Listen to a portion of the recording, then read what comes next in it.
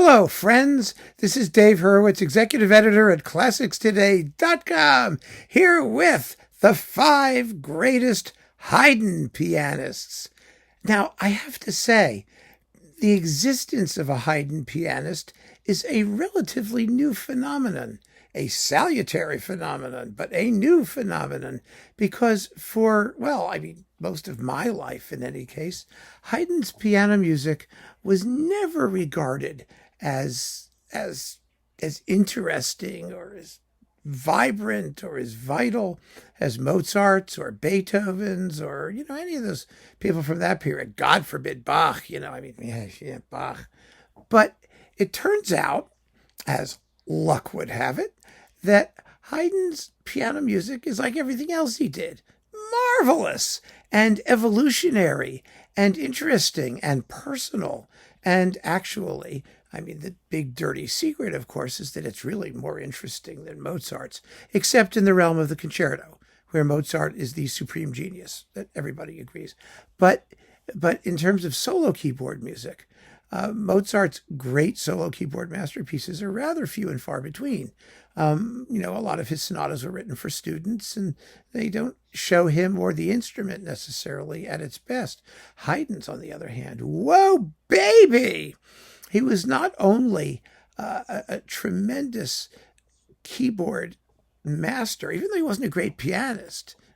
Managed, but he was writing for really good amateur players most of his life. And amateur players in those days meant people who were as good as professionals.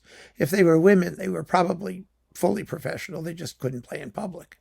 And that's who he wrote a lot of his mature keyboard works for, in any case. But beyond that, he was also involved with the development of the modern piano, thanks to his English connections and his exploitation of pedal effects and other things like that, which were later to become, the meat and potatoes of the Romantic generation, the early Romantic generation. Haydn's keyboard works are amazing, and there's a lot of them. There's 40 some odd sonatas, and shorter individual pieces. So there's a lot to explore. And over the past few decades, people have realized that. Pianists have realized that. Part of this is thanks to the period instrument movement. Part of it was thanks to Glenn Gould, who recorded the last 6, I think it was, Haydn piano sonatas, and made a point of suggesting that he would have really liked to do the rest of them. He was in talks with Deutsche Grammophon for a Haydn piano sonata cycle. And so, at the time that he passed away. And so part of the reason I also believe for the renaissance of Haydn's piano music has been the need for players to find repertoire by known composers that had been neglected. And this large body of piano repertoire, it's kind of like Rossini's piano music, it's this large body of piano repertoire, which is incredibly masterful and characterful, and which had been almost completely neglected. So now we have enough people doing it that we can talk about Haydn pianists, and it's wonderful. It's more likely, I think, to find great Haydn pianists than great Haydn conductors, because I think the individuality of the pianist probably suits the music better than what conductors bring to the table. They're still a little puzzled, most of them, as to what to do with Haydn. And because his music covers such an enormous range of evolution in style, from his early, almost pre-classical pieces to the later proto-romantic pieces. The variations in F minor are as close to romantic as makes no difference. They're the approximate model for the Funeral March in Chopin's Second Sonata. So, anyway, so we have a wonderful selection of pianists who have specialized in Haydn. Some of them earlier, some of them later. I have 2 early and 3 late. And we can talk about all of them, and you can supply some of your own, because this list is by no means exhaustive. And that's what's so great about it. First, Rudolf Buchbinder. He did a wonderful, wonderful series of Haydn sonatas and for Telefunken way back in the day. They were very period instrumenty. Let's put it that way. I loved those performances because they were brisk and sharp and edgy and anything but soft and wimpy and the sort of pretty cutesy stuff. None of it there. They were absolutely exciting. And I love them still, and they're still out there, hovering around. They make a great place to start collecting Haydn sonatas. They really do. More interesting, not interesting in a sense that Buchbinder is not, but I mean interesting in terms of the interpretive approach, was John McCabe on Decca. Now, you know what? We don't realize that Decca, aside from doing all the symphonies with Antal Dorati and other things, oratorios and whatnot, also did all the string quartets with the Aeolian Quartet, and he did all the piano sonatas with John McCabe. Now, McCabe was himself a very capable and interesting composer, and a very, very fine pianist as well. And his Haydn is interesting because it's a composer's Haydn. Some of his tempos are adventurously slow. Some of them are, maybe a little bit controversial in the way he handles the instrument. He makes no concessions to period anything. He plays these pieces as though they are modern works that he's discovering. And that makes his interpretations really, really absorbing in my view. Some people don't like them very much, but it was an extremely ambitious and at the time, totally unexpected undertaking. And I suppose Decca probably couldn't find a pianist, a normal, regular pianist who would be willing to undertake a project like that.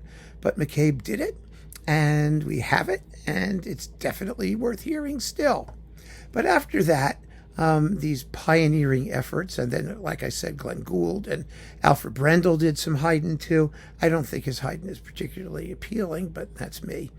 And some other folk. There was, remember the Ivo Pogorelich Haydn disc where he played two sonatas, one on each side, and stretched them out to ungodly lengths. I mean, people started to have some fun with the music. Some of the performances were horrible, but what mattered was that they were finding the potential. And finding the potential to be your bizarre, grotesque, eccentric self in Haydn is not a bad thing necessarily. It really isn't, because you want people to start exploring the music and showing us what its potentialities are, and also establish the permissible range of interpretation, and what makes sense and what doesn't. So yeah, those were all fun. But then Marc-André Hamelin came along. Yay, Marc-André Hamelin. And he made, how many? 7 discs of Haydn? I think 6 discs of Sonata for Hyperion. They were double discs on Hyperion, plus the concertos, a disc of concertos. And what was fascinating about Hamelin, first of all, Hamelin has an incredible sense of humor. And you don't always get to see that in the heavy-duty romantic stuff he usually does. So it was wonderful for him to be able to do music that has tons and tons of humor, and he gets the humor. He has the sense of timing. He has the tongue-in-cheek qualities that, married to a fabulous structural command. And, of course, his virtuosity is impeccable. And what made this so interesting was that Hamelin had such a reputation as, the fire-breathing virtuoso who could play anything as if it were child's play. And he took on Haydn and played it like a fire-breathing virtuoso for whom anything is child's play, along with the humor and everything else. In other words, he showed that Haydn belonged. He belongs in the repertoire of great pianists, but pianists who understand who Haydn was and knows how to project his special qualities, which Hamelin did supremely well. So that is an absolutely fabulous series of recordings.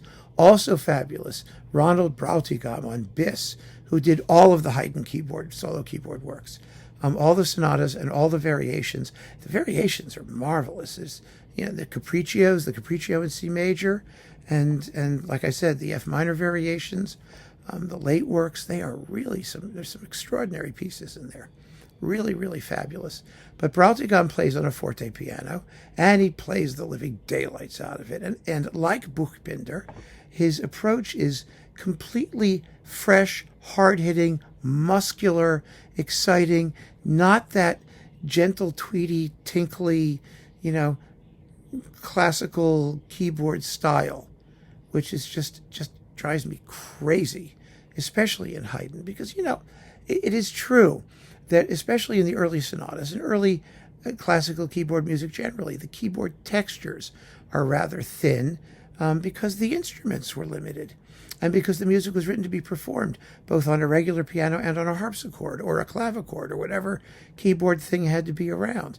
And so the evolution of generic keyboard music to actual piano music, which happens over the course of Haydn's sonatas, is something that has to be taken into account in considering, the sum total of Haydn's output. Christine Schornsheim actually does that in her Haydn Sonata Cycle for Capriccio. Oops, I mentioned another one. Sorry. Only 5. We're only doing 5. But Brautigam's energy and his intelligence and his sheer gusto in playing this music captures so much of what makes Haydn Haydn. It's absolutely fantastic. And then we have the latest complete Haydn Sonata Cycle, or one of the very latest, which was Jean-Efflam Bavouzet on Chandos, possibly the reference Haydn Sonata Cycle now and in the future. It is stunning. It is smart. His handling of everything from repeats to the way he couples, creates programs out of each disc in the series, just stunning. Absolutely brilliant and first-rate all the way through.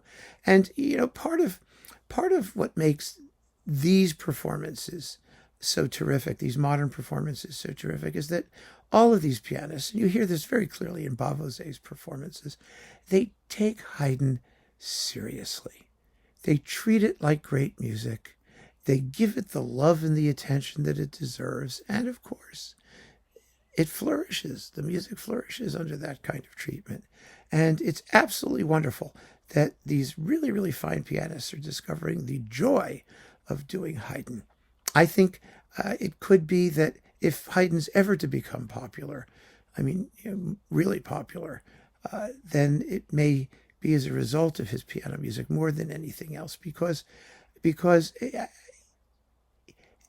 piano recitals and pianists, through the magnetism of their personality and the intelligence of their programming, have an opportunity to treat the music with the importance that it deserves and to make it a star stint. Whereas when you do a Haydn symphony, even if you're conducting a chamber orchestra or whatnot, chances are you're doing something later or something by somebody more famous, and it's not going to have the opportunity to shine in quite the same way. I think Haydn's orchestral music really is extremely difficult to play well. Not because it isn't well written or because it's not the work of a genius, but because it's Haydn, because it needs a sympathetic interpreter. And these pianists show me that sympathetic interpreters, at least at the keyboard, are not all that rare. So you can tell me who some of those not all that rare interpreters are. Keep on listening, friends. Thanks for joining me. Take care.